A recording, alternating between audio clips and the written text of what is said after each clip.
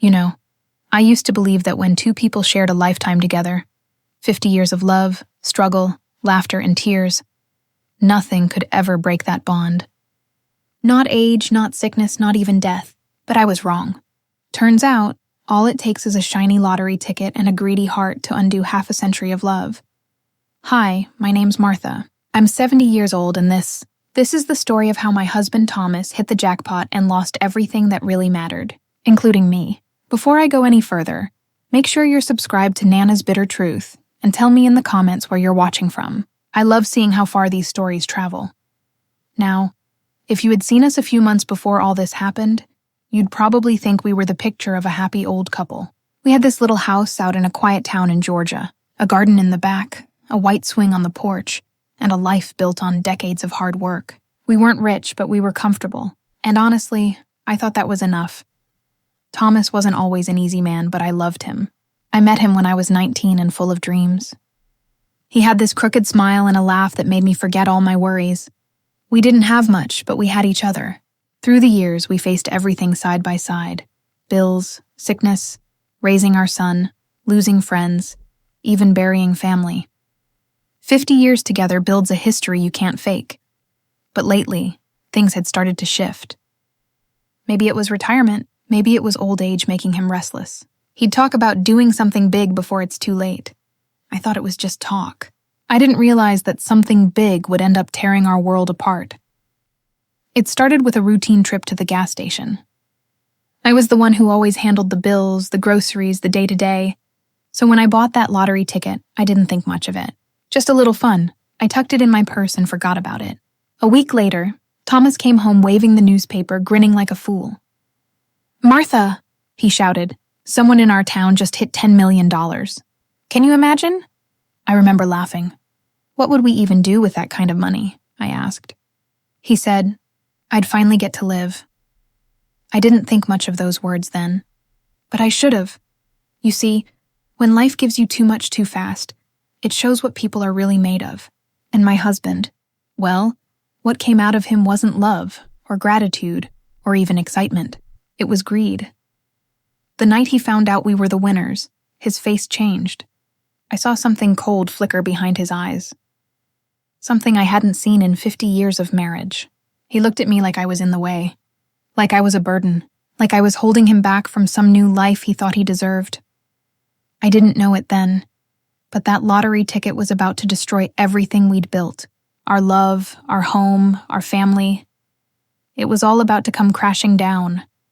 And here's the cruelest part of all.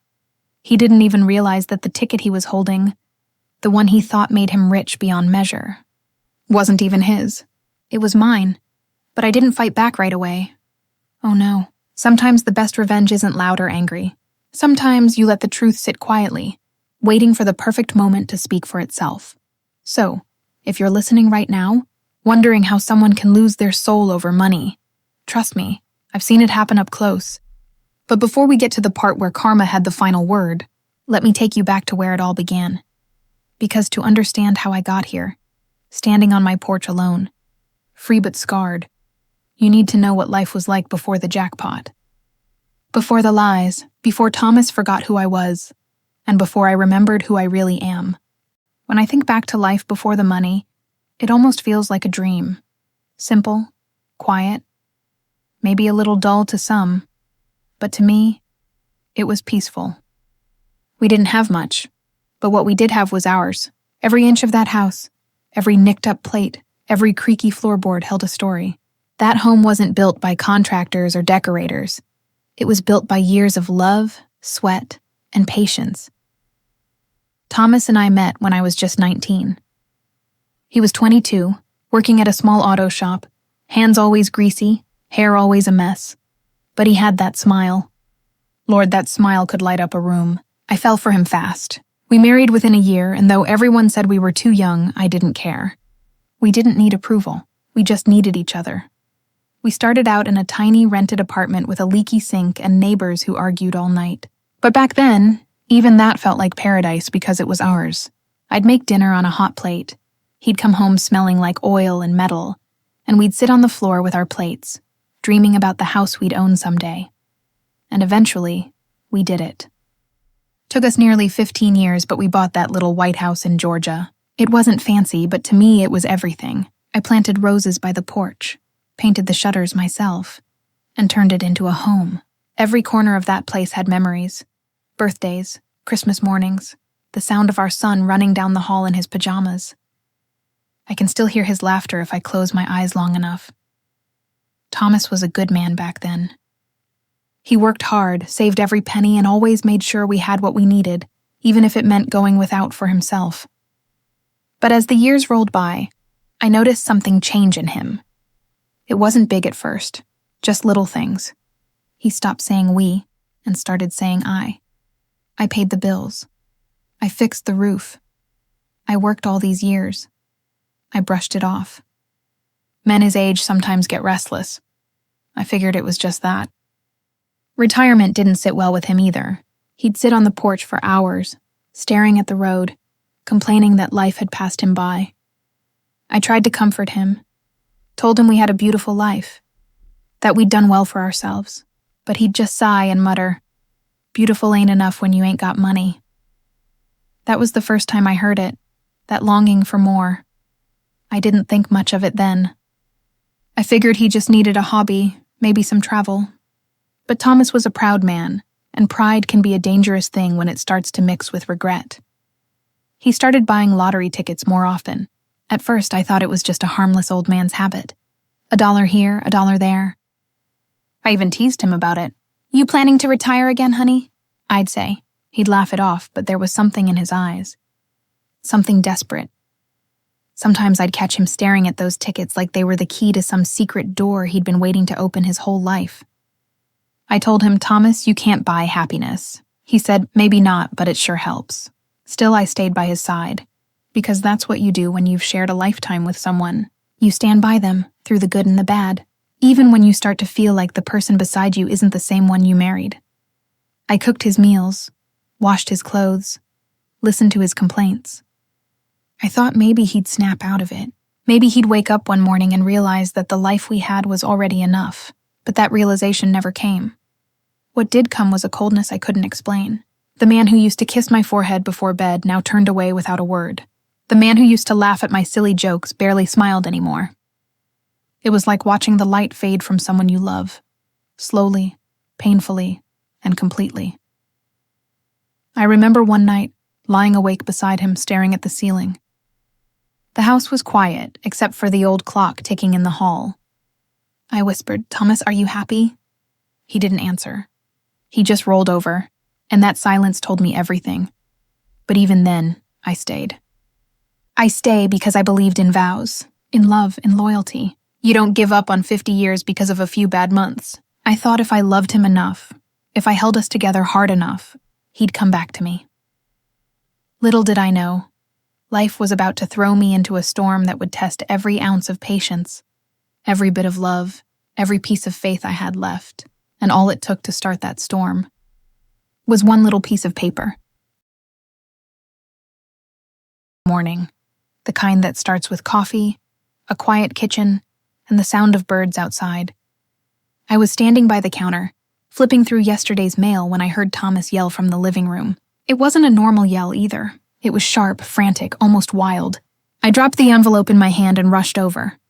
He was standing in front of the TV, trembling, holding one of those lottery slips in his hand like it was made of gold. "Martha," he said, his voice shaking. "Martha, read this." I squinted at the ticket, at the numbers printed in that tiny gray ink. I didn't recognize them right away, but then I saw the date. My heart stopped. Those were the numbers from the ticket I'd bought a few days before at the gas station. I had almost forgotten about it. He grabbed my hand, eyes wide. "We won," he whispered. $10 million, Martha. 10 million! For a second, I couldn't breathe. My heart raced, and I laughed, half in shock, half in disbelief. "You're kidding," I said, clutching his arm. "Are you sure?" He nodded, grinning like a child. "It's real. I checked it 3 times. We stood there, holding each other, laughing, crying, spinning like fools in our old living room. For a brief, shining moment, it felt like a dream come true. After decades of scraping by, fixing leaky roofs, worrying about bills, It felt like maybe, finally, we were getting a little miracle. But here's the thing about miracles. Sometimes they come wrapped in poison. By that afternoon, something had already shifted in Thomas. He started pacing, talking fast, making plans, big ones. He wanted to buy a new truck, a bigger house, maybe even move to Florida. I laughed at first, thinking he was just dreaming. But he wasn't joking. There was a light in his eyes I didn't recognize, a light that burned with greed. I said, "Thomas, slow down. We should think this through." He snapped, "You always want to think things through, Martha. That's why we never had more than scraps." That cut deep. I stood there, quiet, while he went on about how he'd worked his whole life for this, about how he deserved to finally live. Every word stung a little more. That night, he didn't come to bed. I found him in the kitchen at 2 a.m, sitting with that ticket in his hand, staring at it like it held all the answers he'd ever wanted. The next few days were a blur. He started calling lawyers, financial advisors, even a realtor. He barely talked to me unless it was about money. And when he did talk, his tone was different, colder, sharper. I remember one morning, I walked in with breakfast, and he said, "You know, Martha, you don't really need to be involved in all this. I've got it handled." I frowned. "Thomas, what do you mean? We're in this together." He chuckled, a low, mocking sound I'd never heard from him before. Sure. Together." Something inside me sank. A week later, he started dressing differently. New shirts, expensive cologne, acting like some 20-year-old trying to turn back the clock. He even started spending more time in town, coming home late. When I asked where he'd been, he said, "Just celebrating. You wouldn't understand. After 50 years of standing by him." I bit my tongue, but the hurt grew heavier every day.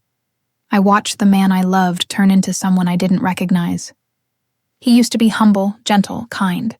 Now, every word out of his mouth was about what he could buy, who he could impress, and how money changes everything. One afternoon, I found him on the phone, whispering. When he hung up, I asked who it was. He said, "None of your business." That's when I knew something was seriously wrong. The distance between us wasn't just emotional anymore. It was physical. He started sleeping in the guest room. He said he needed space to think. I told myself maybe he was overwhelmed. Maybe it was all too much too fast. But deep down, I knew. The man who once held my hand through every storm now saw me as an obstacle, a reminder of the life he wanted to forget. Then came the moment I'll never forget. We were sitting on the porch one evening, the air still and heavy. I tried to talk to him about what we'd do next. Maybe donate some money, fix the church roof, something good. He looked at me and said, "Martha, I've done enough for everyone. This time I'm thinking about myself." That's when I realized the truth. The lottery didn't change Thomas. It revealed him. The man I'd spent 50 years loving was gone, replaced by someone who saw money as freedom, and me as a chain. And the worst part? He had no idea that the ticket he was holding onto so tightly was never his to begin with. It started on a Thursday morning. Strange how the most heartbreaking days begin like any other. The sun was streaming through the window, warm and soft, and I was making pancakes, humming to myself like I always did. Thomas came down the stairs wearing a new shirt I hadn't seen before. Navy blue, expensive looking, still crisp from the store. He smelled like that fancy cologne he'd started using, the one that made my nose wrinkle because it didn't smell like him. He looked different. Younger, maybe. Excited. Nervous, too. I turned around with a smile and said, "Well, don't you look sharp today? What's the occasion?" He didn't smile back. He just glanced at his watch and said, "I'm going out for a bit. Got some errands to run." I laughed softly. "You've been running a lot of errands lately, Thomas." He looked up then, and the way he looked at me sent a chill right through me. Cold. Distant. Like I was just another stranger standing in his way. "Martha," he said flatly, I think we need some time apart." I froze. "What are you talking about?" He sighed, rubbing the back of his neck like he was rehearsing this moment in his head for days. "You and we've been through a lot, but I've realized something. I want more out of life. I don't want to spend the rest of my years stuck here in this old house, doing the same things every day. I deserve to live a little." I blinked, my stomach twisting. "You deserve to live a little? Thomas, we built this life together. Everything we have, every brick, every inch of it, it's us." He didn't even flinch. "It's me, Martha. I've been the one working, saving, taking care of things. You never really understood what I gave up for this family." I felt my hands shaking. "Are you hearing yourself? After 50 years of marriage, you're rewriting our story?" He just stood there, silent. Then came the final blow. He pulled out an envelope from his jacket and set it on the counter. "I've already talked to a lawyer. I think it's best if you find somewhere else to stay for a while. I'll make sure you're taken care of financially, of course." My throat closed. "You're kicking me out?" He wouldn't look me in the eyes. "It's for the best. I've already found someone to move in for a bit. She'll help me manage things." My heart dropped. The world tilted. "She? Who's she, Thomas?" He hesitated, then said it plain as day. "Her name's Donna. She's been helping me with some of the paperwork. We've gotten close." For a moment, I thought I might faint. I gripped the edge of the counter to steady myself. Donna, the young woman from the realtor's office, the one who'd called him 3 times last week. I thought she was just helping with property listings. I never imagined I couldn't speak. My mouth went dry, and all I could hear was the ticking of the kitchen clock. "You can't be serious," I finally whispered. "You're leaving me for a woman half your age?" He sighed, impatient now. "Martha, don't make this harder than it has to be. We've grown apart. It happens. You'll be fine." I looked at him, really looked at him, and realized that the man standing before me wasn't my Thomas anymore. His eyes didn't carry love or guilt or even pity. They were hollow, greedy, the kind of eyes that had already decided to move on. So I did what any woman who's been pushed too far might do. I straightened my shoulders, swallowed my tears, and said quietly, "You're right, Thomas. I will be fine, but one day you'll realize what you just threw away." He scoffed. "You'll thank me later." He left that afternoon, suitcase in hand, and drove off in his shiny new truck, the one he'd bought with his lottery winnings. I stood by the window, watching the dust rise from the driveway, my heart breaking in ways I didn't think it could anymore. For the next few days, I wandered the house like a ghost. The silence was unbearable. His slippers were still by the bed, his coffee mug still on the counter. Every little thing screamed his name, but what hurt the most wasn't the betrayal. It was realizing how easily he'd erased me. He moved in with Donna. Word travels fast in small towns. I started hearing whispers, how they were dining at the fancy restaurant downtown, how she wore jewelry that sparkled like she'd won the lottery herself, and maybe she had, just not in the way she thought. People asked me if I hated him. I didn't, not yet. I was too numb for hate, too broken to even cry anymore. But slowly, something inside me shifted. Pain turned into clarity. Betrayal became fuel. I started going through the house, organizing papers, sorting old documents, anything to keep busy. That's when I found it, the lottery receipt, folded neatly in the back of my purse. My name printed right there, bold as day. The ticket was registered under me. I stared at it for a long, long time. The truth sank in like sunlight breaking through clouds after a storm. He had kicked me out of my own home, spending money that legally wasn't even his. I felt a strange calm settle over me then. Not rage, not revenge, just a quiet knowing that justice, one way or another, was going to find its way home. And this time, I wouldn't stop it. I sat there at my kitchen table for what felt like hours, just staring at that little piece of paper. It looked so ordinary. A simple white slip with black ink. But that ticket wasn't just paper. It was proof. Proof that life had finally handed me a card I could play. For days after Thomas left, I couldn't eat. Couldn't sleep. Every corner of the house whispered his name. Every sound reminded me of what he'd done. But now, with that ticket in my hand, the fog in my mind started to clear. I could feel something I hadn't felt in weeks. Control. I poured myself a cup of coffee, sat back, and began to remember every detail of that day. The day he bought the lottery ticket. We were at the gas station down the road. I was the one who'd walked up to the counter. He'd handed me the cash and said, "Go ahead, Martha. You're the lucky one."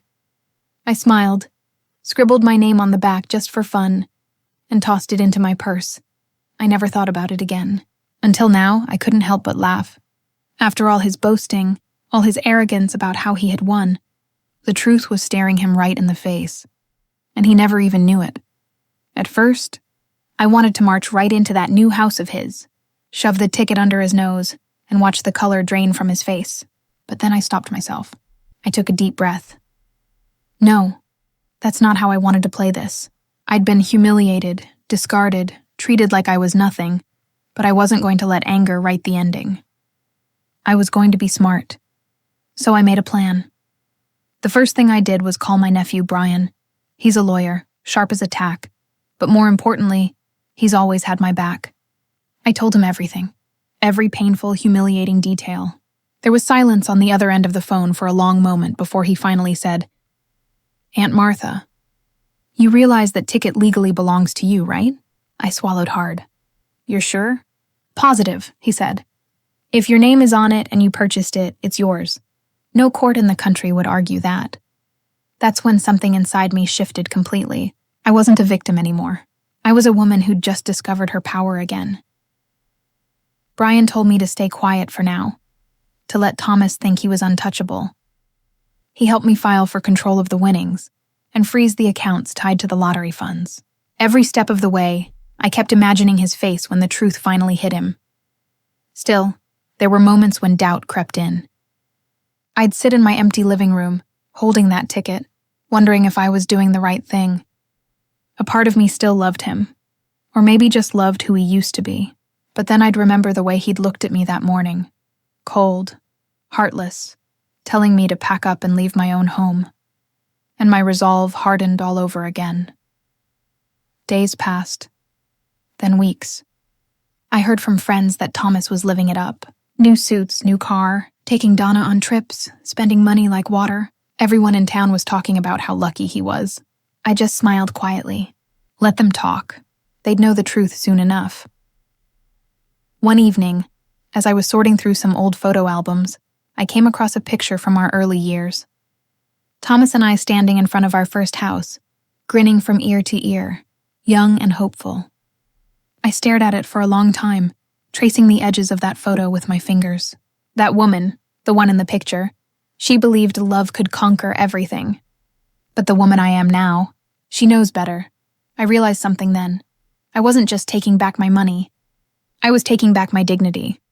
So I went with Brian to the bank the next morning. We walked into that marble-floored building like two people on a mission. The banker, a polished young woman with too much perfume, smiled politely when she saw the paperwork. But when Brian laid out the documentation showing that I was the registered owner of the ticket, her smile froze. Within an hour, the accounts were officially frozen pending verification, all 10 million of it. Every cent he thought was his. Locked. I remember stepping out of that bank into the crisp afternoon air. For the first time in months, I felt light, free, powerful. Still, I knew this wasn't over. Thomas was going to find out sooner or later, and when he did, there would be fireworks. But you know what? I wasn't afraid anymore. I'd spent too many years being quiet, being polite, letting life roll over me. Not this time. I wasn't the frail old woman he thought he could throw away. I was Martha. I'd built my life with my bare hands. And I wasn't about to let anyone, not even the man I once loved, take that from me. So I waited. Calm, patient, certain. Because sometimes the sweetest revenge isn't a scream or a slap. It's silence. It's letting someone dig their own grave while you stand there, smiling softly, holding the shovel they handed you years ago. And I was more than ready to watch Thomas learn that truth, the hard way. It was about 3 weeks later when the phone rang. I was sitting on the porch, sipping my tea, listening to the crickets sing in the dusk. When I saw the name on the screen, I nearly laughed. Thomas. Of course. I let it ring twice before answering. Hello? Martha? His voice was panicked, breathless. The exact opposite of the calm, confident man who'd walked out of my house with his mistress on his arm. We need to talk. I leaned back in my chair, letting the quiet stretch. Do we? Martha, please, he said, his tone cracking. Something's wrong with the bank. My accounts are frozen. They said there's been some sort of mix-up with the lottery claim. You were listed as the primary owner of the ticket. There has to be some mistake. I smiled softly, even though he couldn't see it. No mistake, Thomas. That ticket was in my name. You might have forgotten, but I didn't. There was a long silence. I could almost hear the air leave his lungs. You're lying. I bought that ticket. No, I said evenly. You handed me the cash. I bought the ticket. My name, my signature. Legally, the winnings belong to me. Martha, you can't do this to me, he shouted. Do you have any idea what I've done? What I've spent? Oh, I have a pretty good idea, I said, my voice steady as stone. Those suits, the new car, the trips with Donna. You've been busy spending money that never belonged to you. He started to stammer, and I felt something inside me shift. Not anger, not bitterness, but closure. The kind of peace that comes when you realize the person who tried to destroy you has already destroyed themselves. Martha, please, I made a mistake, he said, his voice dropping to a whisper. I shouldn't have left. Donna, she's gone, took what she could and disappeared when the money dried up. Of course she did. That's how these stories always go. I don't know what to do, he continued. I have nothing left. Not even a roof over my head. I need you, Martha. For a moment, I felt that old ache in my chest, the part of me that still remembered the man he used to be, the one who danced with me in the kitchen, who held my hand when life got hard. But then I remembered the cold look in his eyes the day he told me to leave, the way he made me feel small and disposable. I took a deep breath and said softly, You made your choice, Thomas. You wanted freedom, excitement, youth. You got all of that. And now you're living with the consequences. He went silent again, and I could hear his breathing on the other end. Shaky. Defeated. Please, he whispered. Can we start over? I looked out at the horizon, at the fading light painting the sky pink and gold. No, Thomas, we can't start over. You ended our story the day you kicked me out of my own home. I'm just writing the final chapter now. He didn't respond. The silence between us said everything words couldn't. Finally, I said, Take care of yourself, Thomas. Goodbye. And I hung up. The next morning, I went to the bank and finalized everything. The accounts were transferred solely to my name, the property deeds adjusted. Legally and financially, everything that once belonged to us now belonged to me. It didn't feel like revenge. It felt like balance. Like the universe had finally set things right. I took a small portion of the money and donated it to the local women's shelter.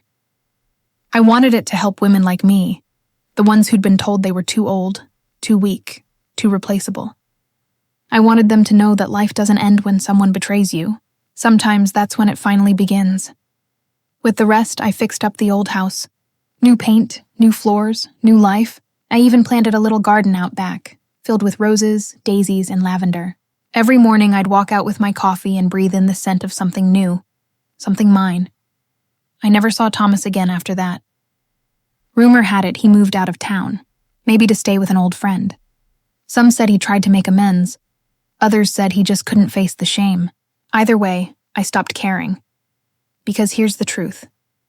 The bitter truth. You can give someone decades of your love, your time, your heart, and they can still decide to throw it away. But that doesn't mean your story ends there. Sometimes life gives you the power to reclaim everything you lost.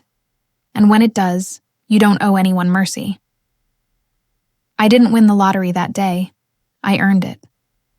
Every tear, every heartbreak, every sleepless night was part of the price I paid for peace. Now, when people ask me how I managed to move on, I just smile and say, the best revenge is living well. Because the truth is, I didn't just get the money back. I got me back.